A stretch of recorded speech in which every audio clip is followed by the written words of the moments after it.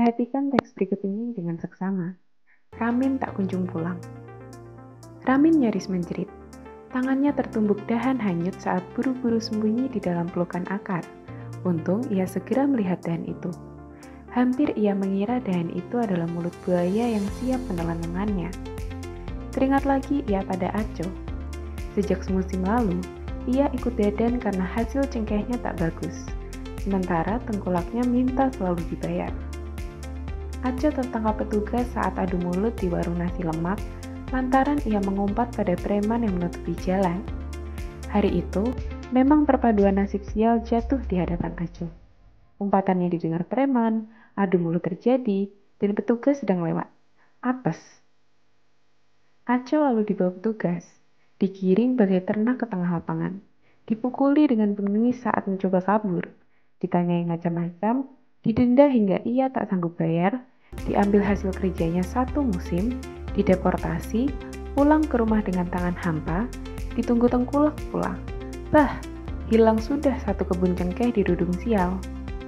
Gara-gara Aco juga, petugas kini memburu Ramin dan Dadan.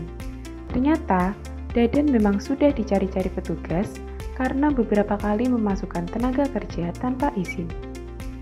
Ramin memang tak berpikir panjang saat berangkat kerja dengan Dadan.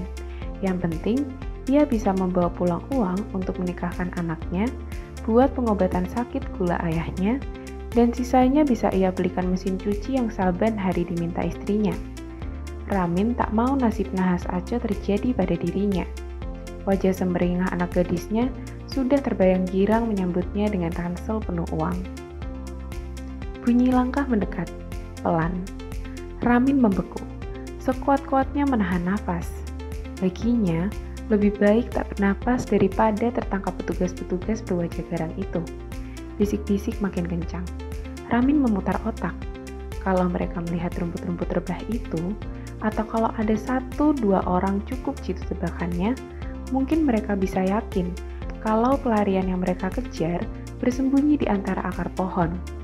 Karya Tina PW, Kompas, 8 Desember 2019. Nah, sekarang saatnya kita kupas tuntas soalnya. Pertanyaan pertama, watak tokoh Ramin pada cerita tersebut adalah watak tokoh Ramin pada cerita tersebut adalah bertanggung jawab. Watak bertanggung jawab Ramin ditunjukkan pada sikapnya yang mau menafkahi keluarganya. Berikut ini adalah bukti kutipannya. Ramin memang tak berpikir panjang saat berangkat kerja dengan Dadan. Yang penting, ia bisa membawa pulang uang untuk menikahkan anaknya, buat pengobatan sakit gula ayahnya, dan sisanya bisa ia belikan mesin cuci yang saban hari diminta istrinya. Kita lanjutkan ke pertanyaan kedua. Berdasarkan cerita tersebut, apa maksud dari Ramin membeku? Membeku dalam Kamus Besar Bahasa Indonesia, selain bermakna menjadi padat, juga bermakna tidak mengalami perubahan, kaku, statis. Dengan demikian, dalam konteks cerita tersebut, membeku maksudnya adalah tidak dapat bergerak sama sekali. Ramin tidak dapat bergerak sama sekali karena ia sedang bersembunyi dari orang yang mengejarnya. Pertanyaan selanjutnya, pertanyaan ketiga. Bagian alur apa yang seharusnya ditambahkan pada cerita tersebut?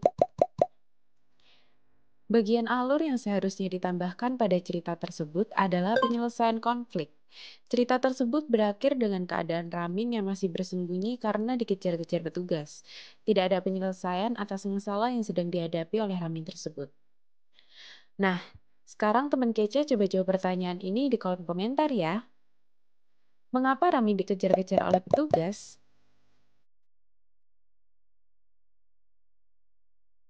Gimana teman kece? Semoga pembahasan soal tadi membantu teman kece memahami soal KKN ya. Teman kece coba jawab pertanyaan terakhir di kolom komentar, oke?